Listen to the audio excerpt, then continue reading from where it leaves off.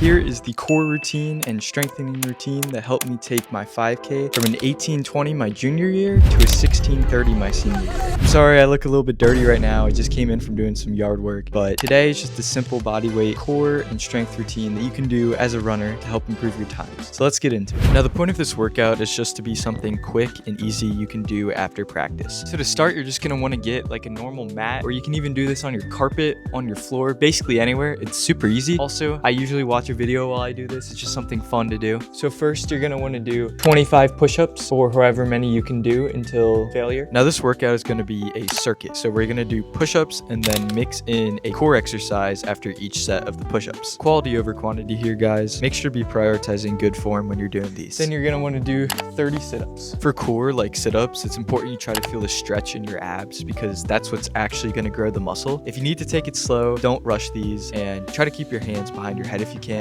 That's something I need to personally improve on a little bit, but it'll help make the exercise so much more effective. 25 to 30 more push-ups. Watching this back, my form definitely starts to suffer, especially towards the end. So make sure you're staying strong and have good form throughout these.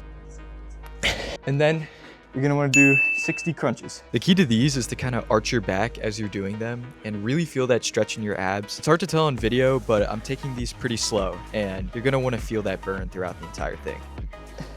Then back at it with the push-ups. Then do 30 leg ups. My friend calls these candlesticks. These are like a mix between lying leg raises and hip raises, so just make sure to keep your hands behind your back and you should be able to feel it if you're doing it right. Then back to the push-ups. One more tip for the push-ups, make sure you're going to failure on your sets because that's where the real growth happens in those last 1 to 2 reps where you're really pushing for it. And then you're gonna wanna do 30 sitting side crunches on each side. Here's what I mean. Pull 1 foot down, 1 foot up. Just try to touch elbow to knee. The key to these is to not make your neck do the work by swinging up, but instead using your core to kind of pull your head up towards your knee. It sounds weird, but if you try it yourself, you'll know what I mean, and you should get the hang of it. And back with push-ups.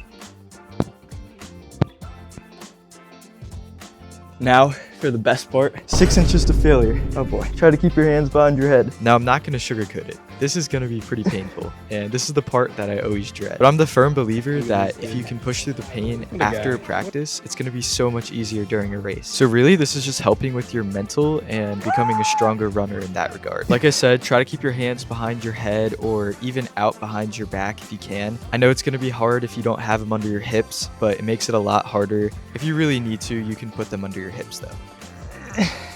Oh my gosh. And that's a 15-minute core routine you can do as a runner. Guarantee you'll feel the difference after a few weeks of doing that. I recommend doing it every day or every other day and just stay consistent, guys. That's the most important thing. Now this routine is more than enough on the daily, but if you want to see some stuff I occasionally did, well, here it is. We got chest, we got some core, and now we're gonna get some pull-ups in. So if you want to do some pull-ups, you can also do those. They're a great way to just strengthen your upper body, your biceps, your back. Come along as I do some pull-ups. Pull-ups might actually be my favorite exercise of all time. I love doing them so much. Just make sure you're going to failure on these and trying to go all the way down as you're doing them. So we're just gonna do 4 sets to failure of those like that. Then we're also gonna do some chin-ups. By the way, if you guys don't have a pull-up bar, highly recommend getting one. They're pretty cheap on Amazon. For pull-ups, and I know I have to improve on this, but the key, trying to go all the way down and then getting your chin above the bar. And like I said, you can always like watch a video or listen to music while you're doing this. It makes it so much more fun. The pull-ups are really good for your back and shoulders, and chin-ups are super good for your biceps. All right, pull-ups and chin-ups are done. You should be feeling it by now. Now let's move on to one more thing that you can do just to make sure that you keep strength in your legs.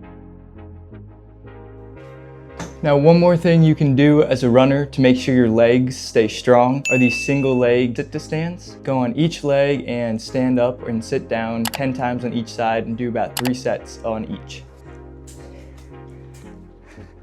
And try to control it on the way down. For me, these really help to prevent hip injuries because my hips were getting stronger. And I also recommend doing single leg calf raises just to help prevent shin splints and Achilles injuries. All right, and there you have it, guys. Those are some strength exercises that you can do as a runner or really anyone that's trying to stay fit, just to make sure that you're keeping your strength up. I know as runners, you can definitely invest a lot into the endurance side, but it's always great to have that strength. And yeah, thank you guys so much for watching. Let me know if you want any more tips from someone that was able to drop their 5K time, and I hope you all have a great day.